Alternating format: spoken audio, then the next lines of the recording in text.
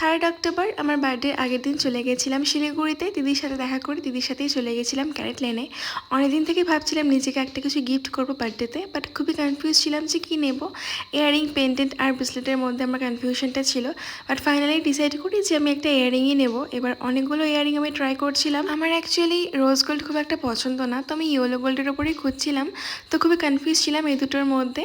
তো ফাইনালি অনেক ডিসাইড করার পরে আমি এটা নিয়েছি। এটা ডায়মন্ডের 18 ক্যারেটের আছে ইয়েলো গোল্ডের ওপরে, তো এটাই নিলাম।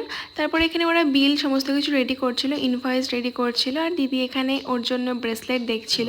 তারপর এখানে ওরা প্রি বার্থডে সেলিব্রেশনের জন্য আমার একটা কেক ওরা অ্যারেঞ্জ করেছিল, আমার খুবই ভালো লেগেছে।